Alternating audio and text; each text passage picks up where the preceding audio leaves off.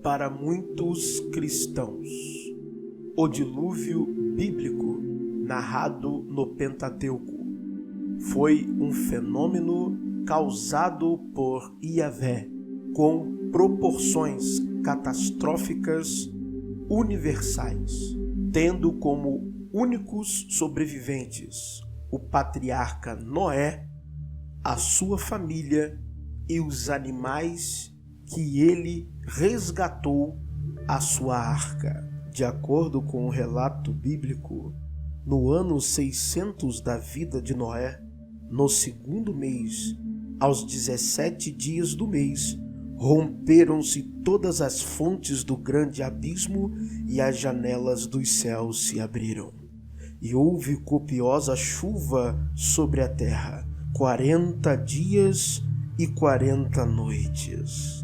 De acordo com pesquisadores e entusiastas da história bíblica, o dilúvio pode ter a sua datação entre o ano 3000 e 2500 a.C. Muitos estudiosos da crítica literária irão comparar o dilúvio descrito no Pentateuco com a epopeia de Gilgamesh, que foi escrita provavelmente no século 8 a.C.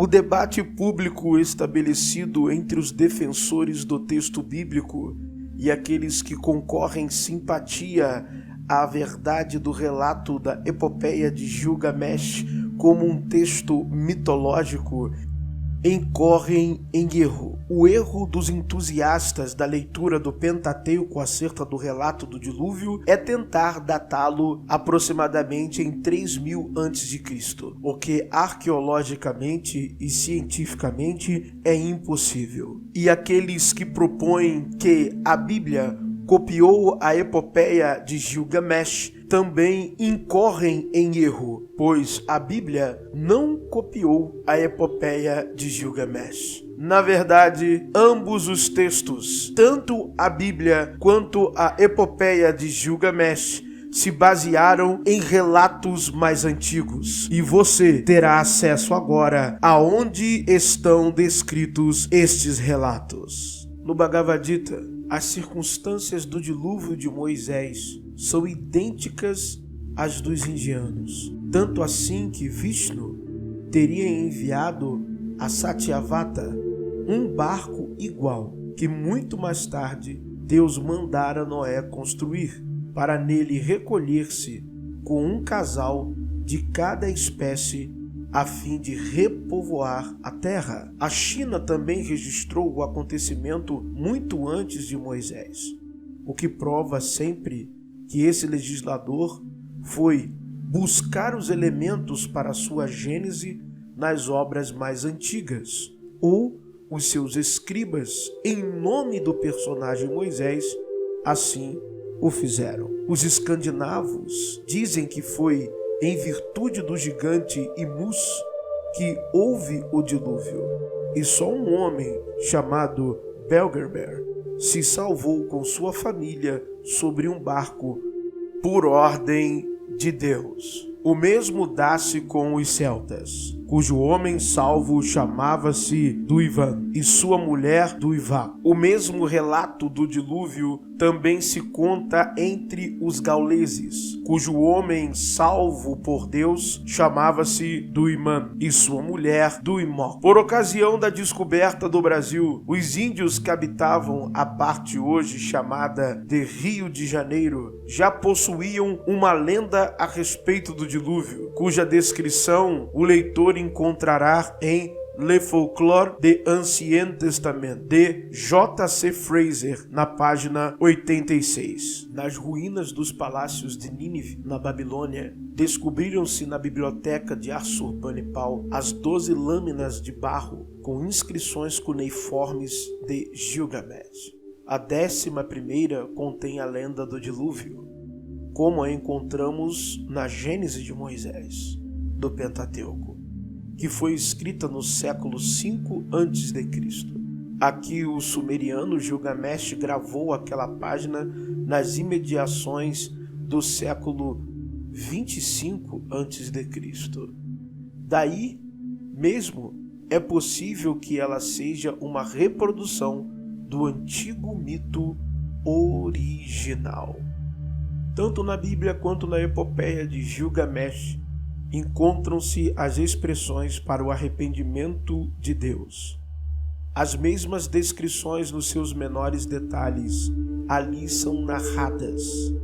Nota-se as mais vivas e completas afirmações comparadas acerca do dilúvio, tanto do Gênesis quanto na epopeia de Gilgamesh. A mitologia grega relata a história de um grande dilúvio produzido por Poseidon, que por ordem de Zeus, que havia decidido por fim a existência humana, uma vez que estes humanos haviam aceitado o fogo roubado por Prometeu do Monte Olimpo. Deucalião e sua esposa Pirra foram os únicos sobreviventes. Prometeu disse a seu filho Deucalião que construísse uma arca e nela introduzisse um casal de cada animal, de forma análoga à arca de Noé.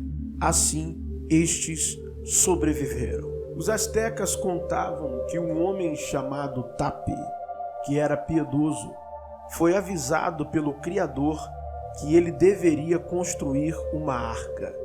Ele foi instruído a levar sua esposa e um par de cada animal que estava vivo para sua arca. Naturalmente, todos pensaram que ele estava louco. De acordo com o conto asteca, quando o dilúvio começou, os homens e animais tentaram escalar as montanhas, mas até mesmo as grandes montanhas foram inundadas.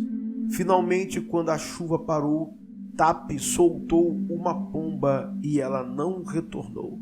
No manuscrito asteca, denominado Código Borgia, há a história do mundo dividido em idades, das quais a última terminou com um grande dilúvio produzido pela deusa Chaltiahuitlicue. Nos Estados Unidos, segundo a tribo Ojibwe, que tem vivido no Minnesota desde os anos 1400, houve um grande tempo em que a harmoniosa maneira de viver cessou. Homens e mulheres começaram a se desrespeitar. Famílias e tribos começaram a brigar entre si. Isto entristeceu Gitche Manido, o Criador, mas ele esperou. Quando parecia não haver mais esperança, o Criador decidiu purificar a Mãe Terra através do uso da água. As águas vieram, inundaram a terra e pegaram todos de surpresa. Somente poucos seres viventes sobreviveram. Yanabuzru sobreviveu agarrado a um tronco de madeira flutuante, juntamente com outros animais. De acordo com o relato da mitologia dos Incas, Viracocha destruiu os gigantes com uma grande inundação, e 2 pessoas repovoaram a terra, Manco Capac e Manaoclo, mais 2 irmãos que sobreviveram. Segundo o relato mitológico dos habitantes das ilhas Fiji, somente 8 pessoas se salvaram do dilúvio. Na mitologia maia,